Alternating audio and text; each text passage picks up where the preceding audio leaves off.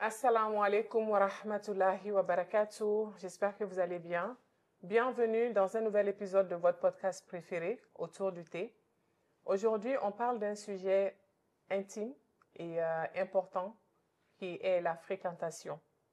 Il s'agit de ces gens-là qui partagent notre quotidien, qui nous entourent, qui nous influencent sur plusieurs plans, qui influencent nos pensées, qui influencent nos choix et souvent même notre foi. Voilà. Je souhaite vous poser une question. Je pense que la question, je la pose à moi-même d'abord, ensuite à vous. Qui est-ce qu'on laisse entrer dans nos cœurs? Est-ce que notre entourage nous tire vers le haut, c'est-à-dire vers Allah subhanahu wa ta'ala, ou bien est-ce qu'il nous alourdit sans que l'on s'en rende compte? Avant de continuer, comme d'habitude, comme vous le savez, Antedon Barae, nous ne sommes pas des savantes et nous n'essayons pas de l'être. Ici, on prend un moment pour respirer, réfléchir et surtout se rapprocher d'Allah tous ensemble. Comme d'habitude, abonnez-vous, ne regardez pas sans vous abonner s'il vous plaît. Donnez l'occasion à d'autres personnes de découvrir et voilà, de faire de nos épisodes un point de départ pour aller chercher auprès de ceux qui savent. Donc, mettez-vous à l'aise, prenez votre tasse de thé et joignez-vous à nous. D'accord. Et après, c'est là, je pense qu'on va déjà commencer par donner une petite définition, comme d'habitude, de notre thème d'aujourd'hui, qui est la fréquentation. Je pense qu'on va juste définir les types de fréquentation qui existent. D'après mes recherches, il existe deux types de fréquentation. D'accord? Il y a deux types de compagnie, je veux bien dire. Il y a la compagnie que l'on ne choisit pas. Cette compagnie qui nous est imposée à travers notre destin, c'est-à-dire tout ce qui est la famille, directe ou indirecte, nos pères, nos mères, nos frères, nos sœurs, cousins, cousines, les tantes, les oncles, nos enfants. Et à cela s'ajoutent aussi les voisins. Je tiens à insister un peu sur le côté voisin parce que le prophète Mohammed sallallahu alayhi wa sallam a vraiment parlé clairement sur le voisinage. C'est tellement important. On a souvent tendance, surtout dans la société où on vit aujourd'hui, où à peine si on connaît nos voisins et on ne se rend pas forcément compte de tous les torts qu'on pourra les causer. Donc, c'est vraiment important qu'on pense à ça. Ça fait partie de ces liens sacrés. C'était vraiment très important pour le prophète Mohammed sallallahu alayhi wa sallam. D'où, je vais citer ce hadith-là. C'est un hadith qui a été rapporté par Abu Huraira, qu'Allah l'agrée. Il nous rapporte que le prophète Mohammed sallallahu alayhi wa sallam a dit « Je jure par Allah, ce n'est pas un croyant. Je jure par Allah, ce n'est pas un croyant » jusqu'à 3 reprises. Et quelqu'un lui demanda « Qui donc, ô messager d'Allah ?» Et le prophète Mohammed sallallahu alayhi wa sallam lui répondit « Celui dont le voisin n'est pas à l'abri de son mal. » Donc, ça nous montre vraiment l'importance des voisins. Donc, c'était juste une petite parenthèse qui n'a pas grand-chose à voir avec notre thème du jour. Et après cette catégorie de compagnie de fréquentation qu'on ne choisit pas, qui nous est imposée, on a aussi une deuxième catégorie qui est la compagnie que nous choisissons nous-mêmes. Et c'est vraiment de cette catégorie que nous allons discuter aujourd'hui. Il s'agit de nos époux, voilà, nos amis, nos collaborateurs, toute autre personne qui ne partage pas ces liens, le lien de sang ou le lien de voisinage avec nous. Il s'agit de ces gens-là. Assis, je pense que je te passe la parole pour nous parler un peu plus de notre thème du jour. Oui, merci de m'avoir passé la parole. Je vais commencer par pourquoi c'est vital de bien choisir sa fréquentation. Je vois ça d'une manière assez spécifique. D'accord. C'est-à-dire que notre environnement agit comme une terre, soit fertile, soit toxique. et nous agissons différemment en fonction de qui nous arrose. Waouh, ça c'est profond. Je vais faire une pause là-bas. Waouh. On va méditer sur ça. Oui, pour qu'on puisse l'intégrer. Wow. En gros, nous sommes comme une terre, soit elle est fertile ou elle est toxique. Et en fonction de qui nous arrose et avec quoi, on pousse différemment. Donc, si on m'arrose avec de l'eau, une bonne eau, je vais certainement mieux pousser que si on m'arrose avec de l'eau toxique, de l'eau polluée, avec des éléments chimiques. Peut-être que je ne vais même jamais pousser. Wow. Ouais. Et si je ne pousse pas, j'aurais eu une vie vaine. Je ne sais pas si vous voyez ce que je veux dire. C'est une très très belle réflexion sur le sujet. On a dit plus le français. Oui, oui. C'est pas grave. On essaie vraiment de faire des efforts pour ne pas parler bambara, mais il y a certains mots qui touchent vraiment ce qu'on veut dire quand c'est en bambara. Donc, on demande pardon à nos spectateurs qui ne parlent pas bambara. On va essayer de parler majoritairement en français, mais sinon, excusez-nous. Donc, je continue. Dans l'islam, la fréquentation est vitale. Pourquoi? Parce qu'elle conditionne la foi. J'ai pris la peine de noter cette partie pour ne rien oublier, parce que j'estime que chaque point est important. C'est très important. Voilà, donc soit elle conditionne la foi, elle influence la morale, elle oriente les choix de vie et pèse lourd dans le jugement d'Allah. C'est bon ou c'est trop? Non, c'est parfait. Ok. Donc, en gros, fréquenter les pieux, c'est s'élever, se rapprocher d'Allah. Et fréquenter les corrupteurs, c'est s'en éloigner. Donc, soit on s'entoure correctement, on choisit d'aller vers des gens qui nous rapprochent d'Allah pour mieux vivre, mieux atteindre notre objectif ultime qui est d'aller au paradis. Soit on est tout le temps avec des corrupteurs qui nous éloignent de ce chemin-là. Et subhanallah, la fin de cela, c'est l'enfer. C'est l'enfer. Dieu nous en préserve. Donc, il y a un hadith que j'aimerais citer. Il a été authentifié Sahih Hassan, rapporté par Abu Daoud et At-Tirmidhi, et confirmé par Al-Albani. Donc, le prophète sallallahu alayhi wa sallam a dit: l'homme suit la religion de son ami proche.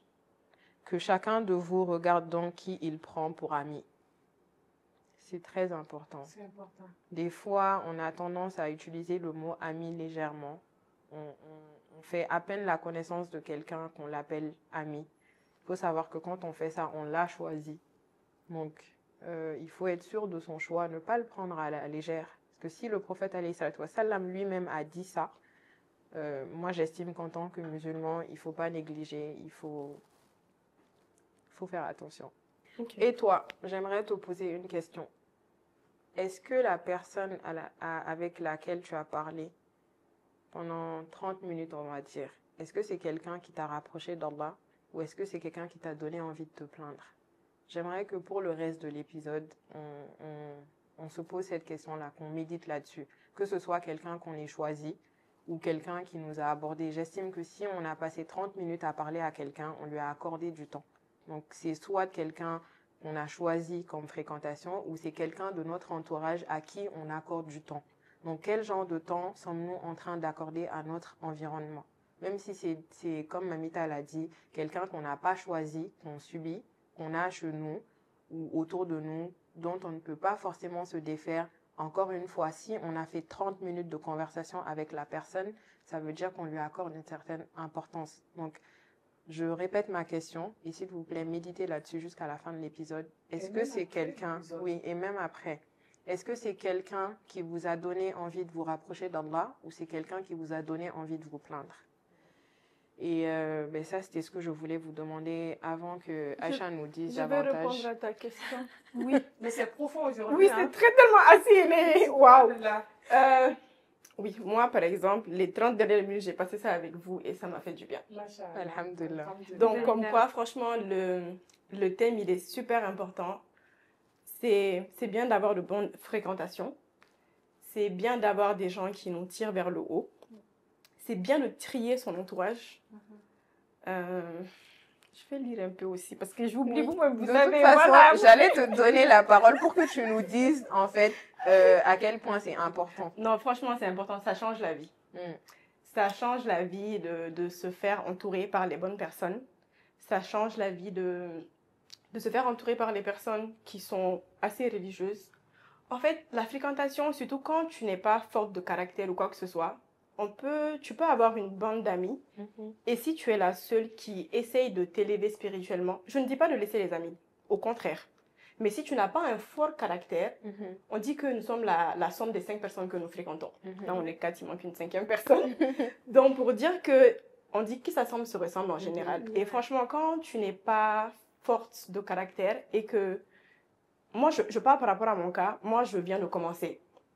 Et donc, c'est important, par exemple, pour moi, de choisir les personnes que je fréquente pour qu'elles puissent me tirer vers le haut.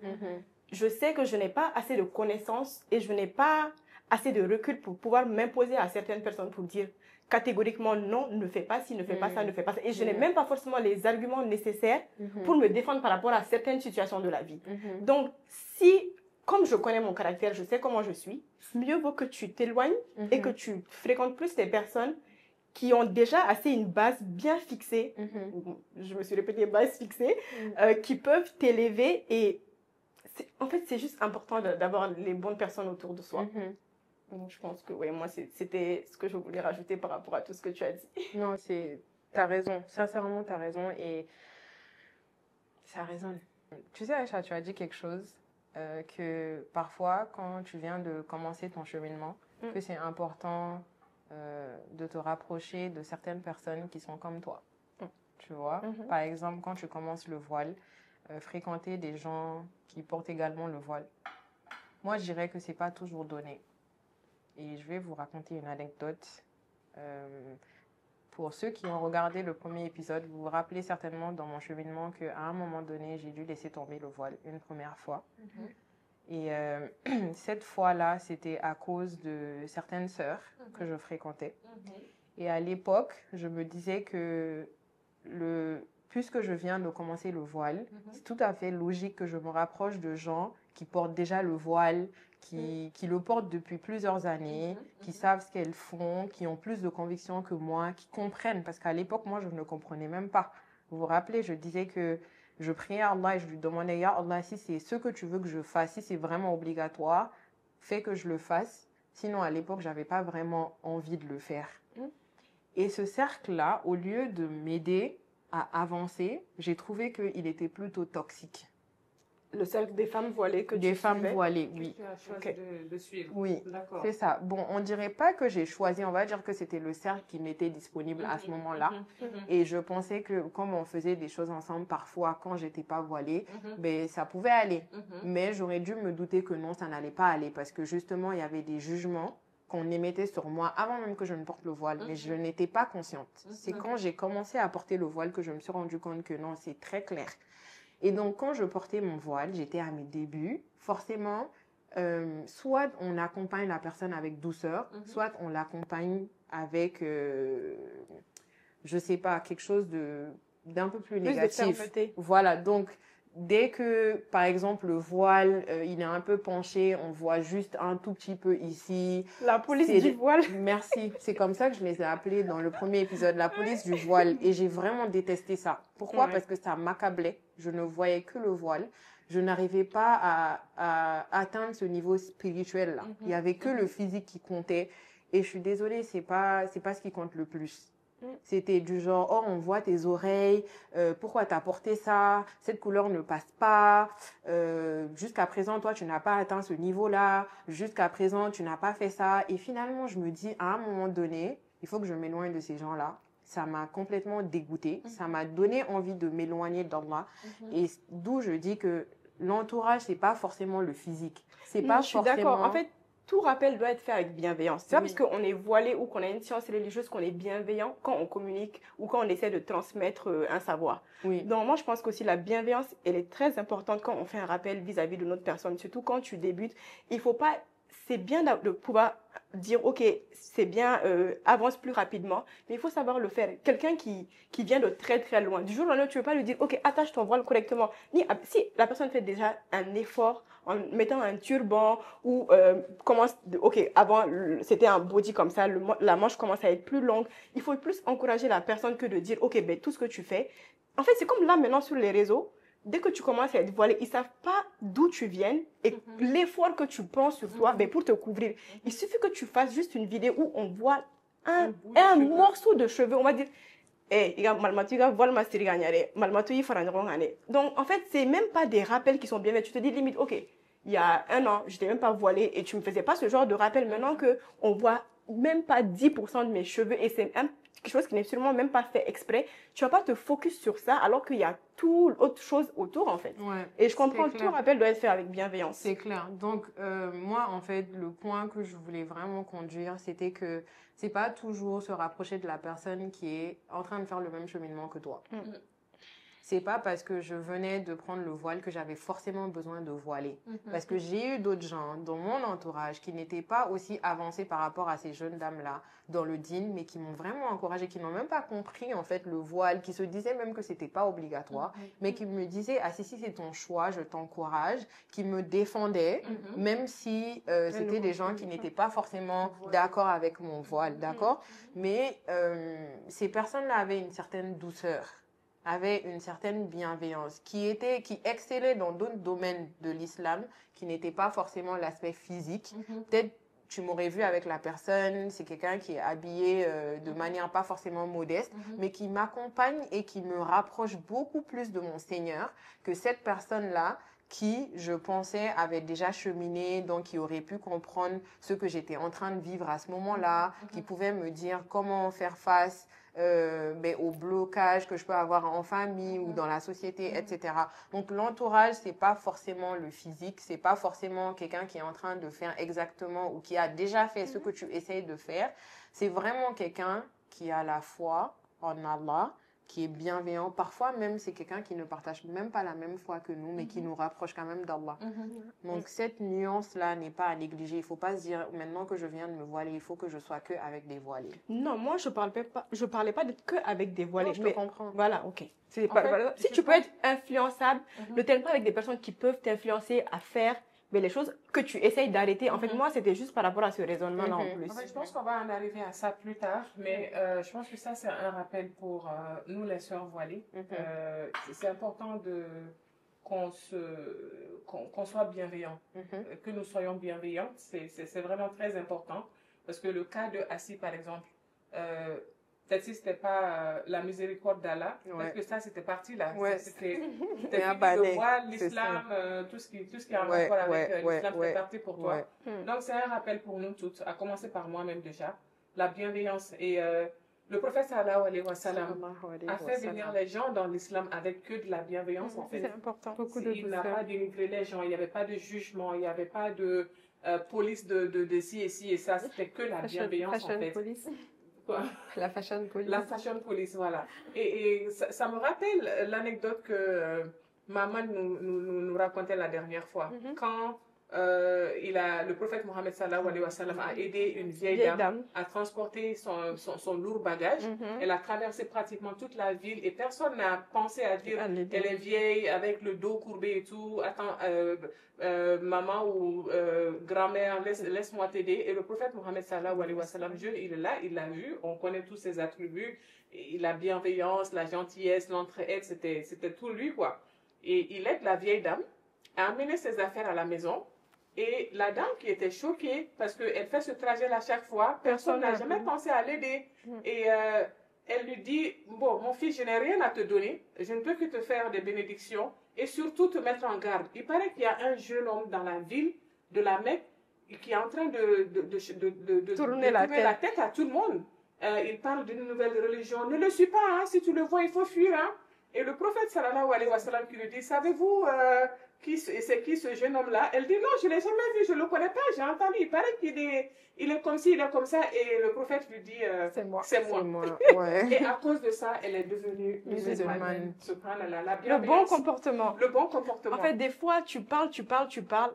juste toi-même agis correctement et les gens vont te suivre en fait. Ouais. D'où l'importance d'être soi-même un exemple. C'est ça, c'est important. Exactement. C'est important qu'on soit de bonne fréquentation nous-mêmes. Et les enseignements spirituels qui en découlent. Valpissa, tu veux bien toucher un peu à cet aspect-là? Avec plaisir, Mamita. Merci beaucoup. Alors, j'ai envie de venir appuyer ce que vous avez dit à travers quelques versets. Il y en a beaucoup, mais j'ai essayé de prendre deux qui sont tellement importants à mieux comprendre tout ça. Alors, parmi les versets que j'ai pu lire, il y a la sourate Furqan, la sourate 25, versets 27 à 29, où Allah il nous parle.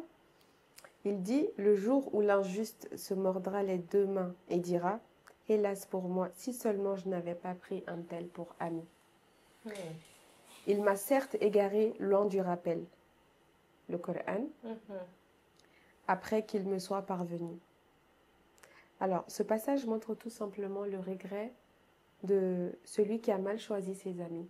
Le jour du jugement Et dernier. le jour du jugement dernier. Et quel regrettable Sort. sort, j'ai envie de dire, effectivement. Parce que ce jour-là, tu n'as plus le choix. Enfin, tu peux il plus y a pas de revenir. retour en arrière. Tu vas te mordre les doigts, tu vas te dire, oh, seulement si je savais. Si je Et ce savais. jour-là, ce sera trop tard déjà. Mhm. Ok, et je vais poursuivre avec la sourate Al-Kahf, Mhm. 18, Mhm. verset 28, où Allah il dit « Et tiens-toi avec ceux qui invoquent leur Seigneur matin et soir. Allahu Akbar.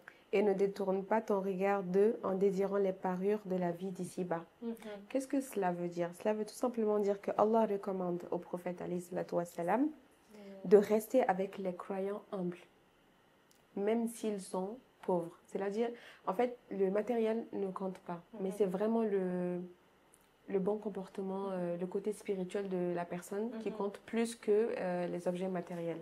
Voilà. Et je pense que je vais conclure tout ça avec un hadith que j'aime beaucoup.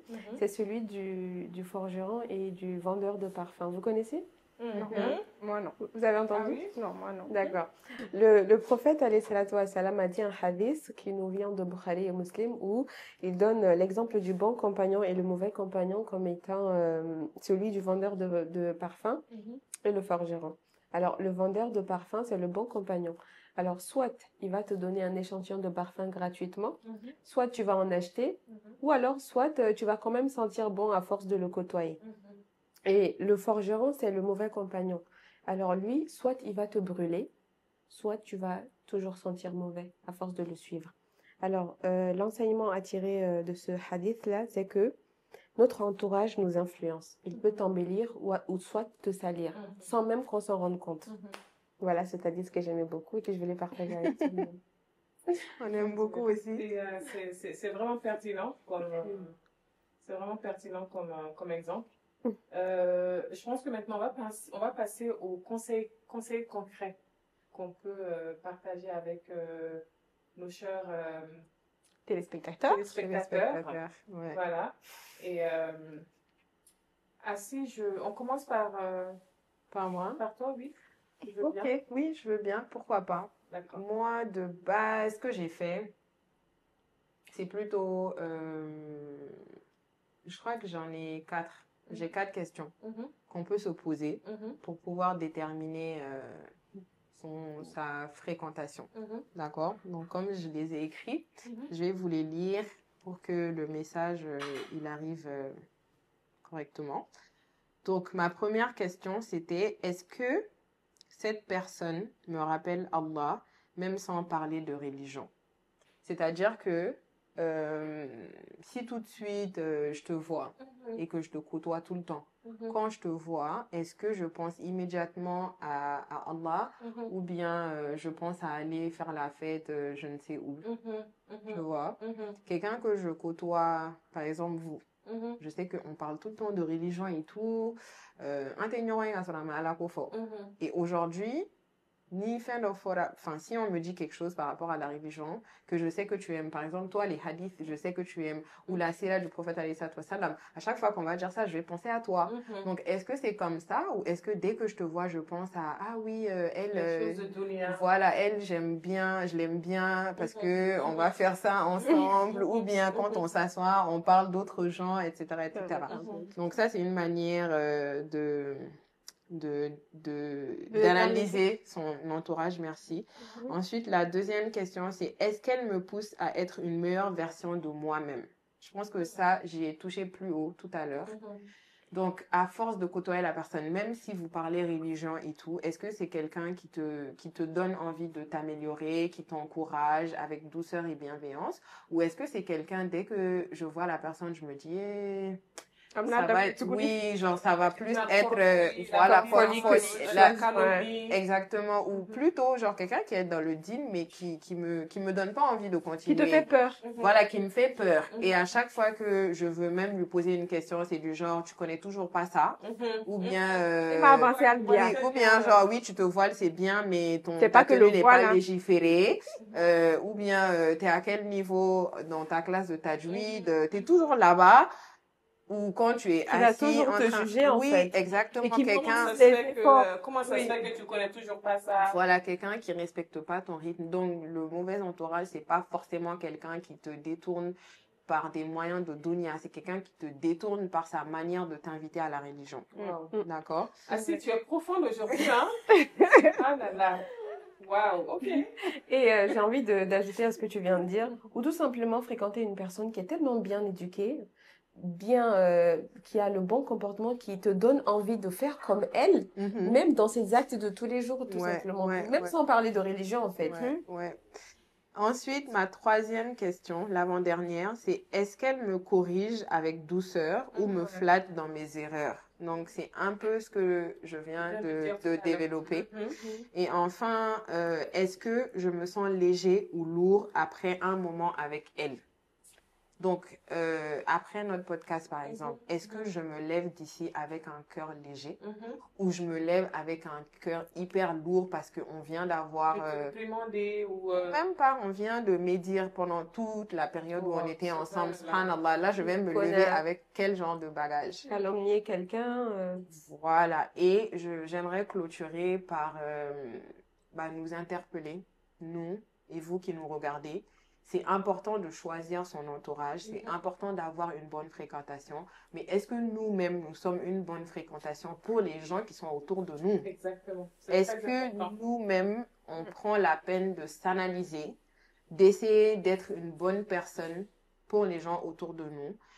Et pour clôturer, ce que j'aimerais également ajouter, c'est quand on côtoie quelqu'un, on sait que, je crois que Aïcha a touché à ça plus haut, quand on sait qu'on n'a pas une force de caractère assez rigide, assez solide, que la personne peut déteindre sur nous de la mauvaise manière, mieux vous s'en défaire. Mais quand on sait que nous sommes assez convaincus du chemin qu'on est en train d'emprunter et que rien ni personne, à part ce que Allah aura décidé pour nous, ne peut nous détourner de ce chemin-là, parfois c'est important de garder certaines personnes qui semblent être une mauvaise fréquentation parce qu'on sait qu'on a la capacité d'inviter la personne vers le bon côté, de lui faire laisser tomber les mauvaises choses que la personne fait ou fréquente. Donc, ne vous dites pas tout de suite, oui, je vais me débarrasser. Voilà, je suis mieux que personne n'est mieux que personne. Non. Mais toutes les règles s'appliquent à tout le monde, voilé ou pas. Voilà, à partir du moment où nous sommes musulmans, tout le monde doit respecter, voilà, tout le monde doit respecter les mêmes règles que Allah nous a données. Donc, si on sait qu'on a la capacité d'aider quelqu'un d'autre à s'améliorer, à devenir une meilleure version d'elle, sans que nous ne basculions de son côté, alhamdoulilah, il faut le faire. Il ne faut pas simplement se débarrasser de tout le monde, dire comme moi je suis dans un chemin qui va vers Allah et cette personne est toujours en boîte, du coup je vais arrêter de fréquenter cette personne. C'est bon. Parce qu'il se peut que Allah t'ait mis sur le chemin de cette personne ou vice versa. Pour le changer ou la changer. Parce que Ça va bouiller. Mais encore une fois, il faut que tu sois solide dans ta foi. Si tu sais que à force de côtoyer cette personne, tu vas finir par laisser tomber tout ce que tu cherches dans l'islam et aller passer toutes tes nuits en boîte tous les soirs à faire beaucoup de haram, il faut pas. C'est ce que j'ai dit. Mhm. D'accord? On a Si compris. tu sais que tu es sûr de toi, tu es assez équipé pour pouvoir aider la personne, détendre sur elle de manière positive, sans basculer. Alhamdulillah. Allah rakambe ma baraji. Alhamdulillah. Aïcha, tu veux bien ajouter à ce qu'a dit les Bon, tu as pris ça? Ok. Non? Oui, si tu veux. Alors, moi, je pense que, enfin, ce que je peux ajouter à ce que Assi a dit, c'est que d'où l'avantage d'inviter nos parents à essayer de faire la part des choses par rapport à l'entourage de nos enfants, à essayer de... En gros, ce que tu veux dire, c'est que en tant que parents, nous aussi, nous avons un rôle crucial à Nous jouer avons un rôle à jouer dans le dans choix l'orientation et des choix de nos enfants. de nos enfants. Mhm. Et donc, vraiment, il faut les aider. Moi, je dirais pas que, enfin, comme l'a dit Assi, il faut faire extrêmement attention parce que, par exemple, il faut faire attention à la personnalité de son enfant. Si vous savez que votre enfant a une personnalité, que l'enfant est très influençable, bah, il faut pas laisser ton enfant fréquenter n'importe qui. Il faut toujours se rassurer que la personne que ton enfant fréquente a les mêmes valeurs que ton enfant. Moi, je me rappelle que quand on était petite, à chaque fois que je revenais avec une amie, bah, mon père, il demandait toujours, Johnny bah, Faye. c'est qui, Tu viens d'où, tu Johnny viens d'où? Faye, ta famille? Tu viens de quelle famille, quel est le nom de tes parents, et Ils tout. font Et quoi? il regarde un peu, enfin, ton comportement, il regarde ton accoutrement, accoutrement. tout. En fait, il regarde tout et après, ils essayent de faire un petit peu de recherche par rapport à cette personne-là. Et après, ils viennent te dire, bah, écoute, tu peux pas fréquenter telle personne parce que vous n'avez pas les mêmes valeurs, islamique, social et tout, parce que c'est un ensemble en fait, c'est pas que islamique. Parce que souvent on peut, tout le monde, enfin, de nos jours, bah, tout le monde est musulman pratiquement, mais souvent peu ou pas pratiquant du tout. Donc il faut faire extrêmement attention, il faut faire extrêmement attention à ce côté-là et faire des recherches pour nos enfants et leur expliquer surtout pourquoi il faut pas fréquenter telle personne parce qu'on peut pas, tu peux pas dire à ton enfant, Juste ne bah, pas écoute, interdire. voilà, je t'interdis de fréquenter cette personne sans pour autant lui avoir expliqué pourquoi il est important que ton enfant choisisse des personnes pieuses, des personnes sincères, des personnes de bonne moralité, de bonnes mœurs et tout. Je suppose que j'imagine que tonton vous disait ça avec beaucoup de bienveillance. Beaucoup de bienveillance, Sans pour franchement. autant, Et ça m'a permis de trier mon entourage dès l'enfance. Je pense qu'il faut aussi faire la part des choses parce qu'il y a des gens, tout le monde n'est pas notre ami. Assil l'avait souligné tantôt. On a des connaissances. Donc il y a des gens qu'on connaît, qu'on ne fréquente pas forcément, qui ne sont pas forcément nos amis. Et nos amis, ce sont des gens qu'on fréquente la plupart de notre temps, on traîne avec eux tout le temps.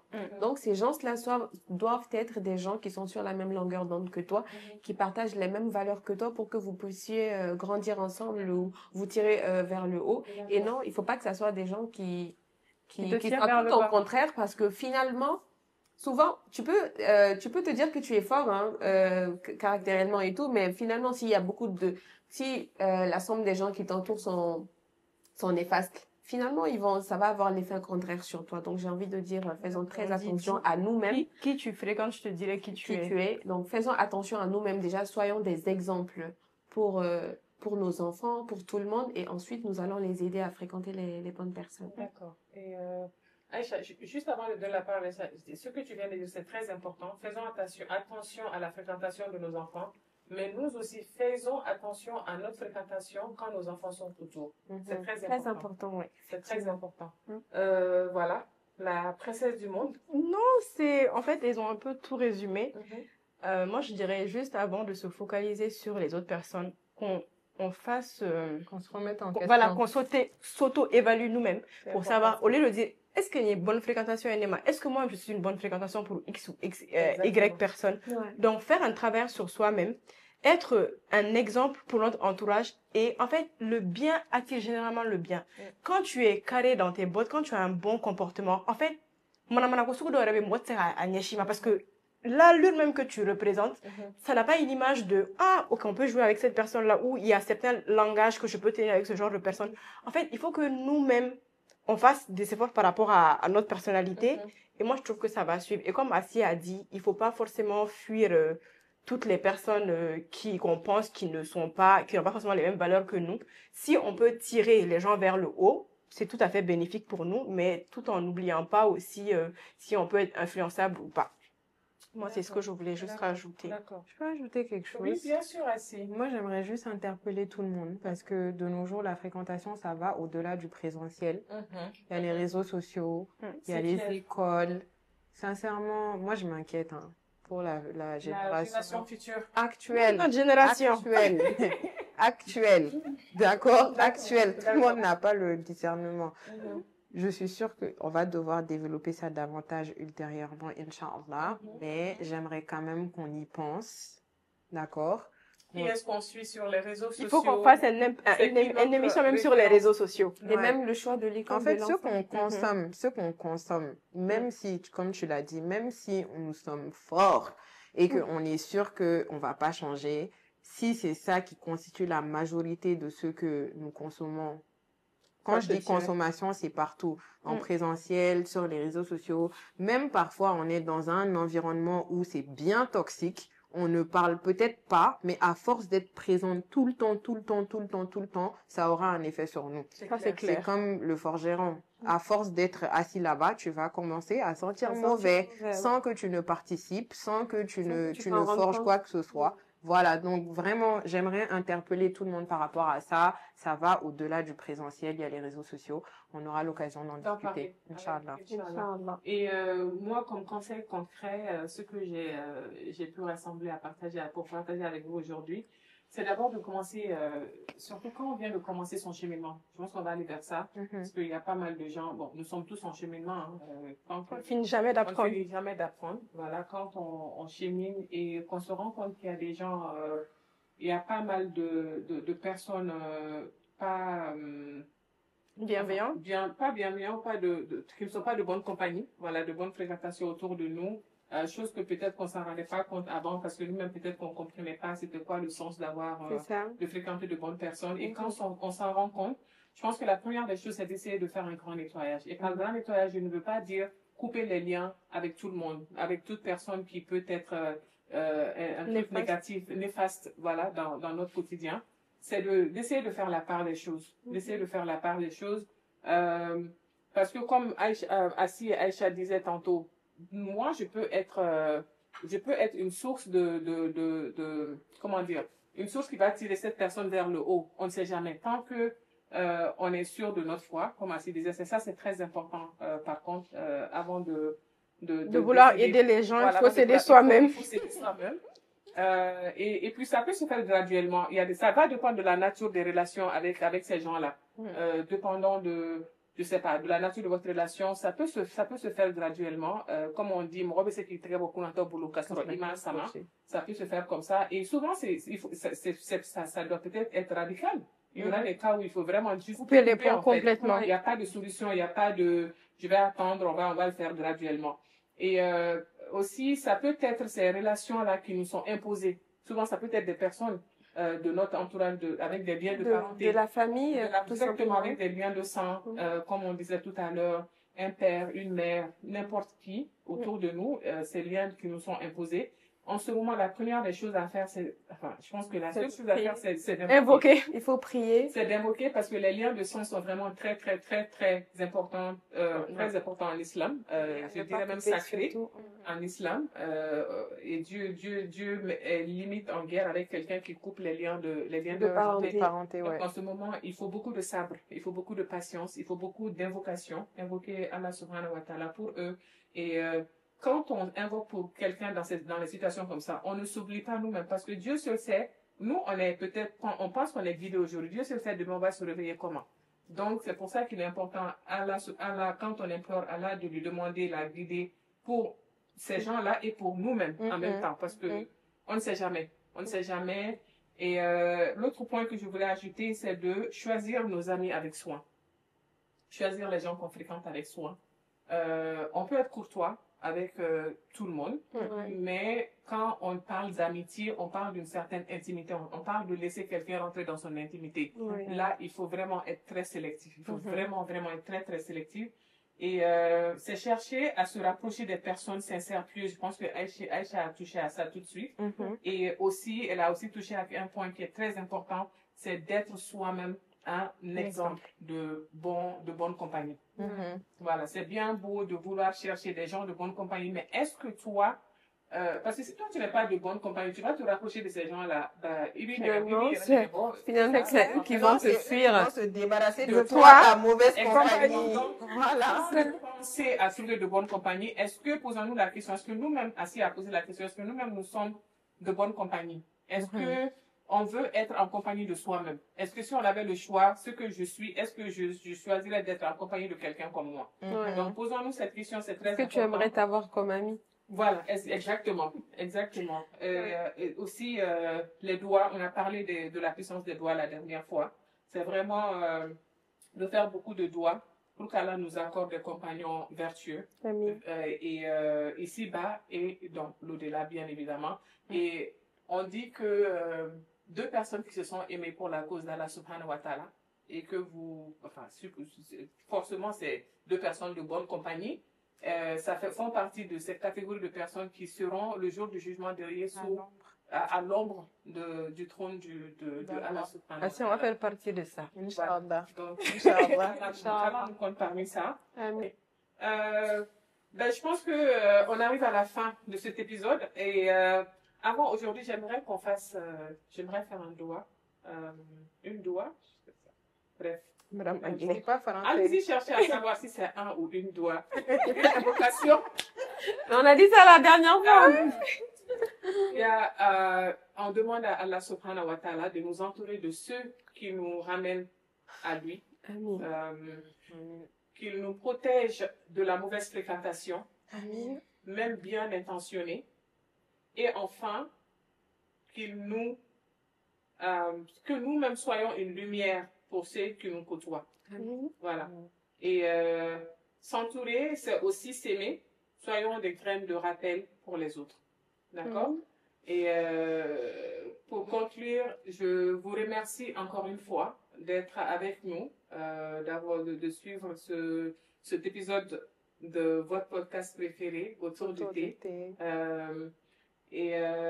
On se dit à très très bientôt. Inch'Allah. Voilà, n'oubliez pas de vous abonner, de liker, de partager.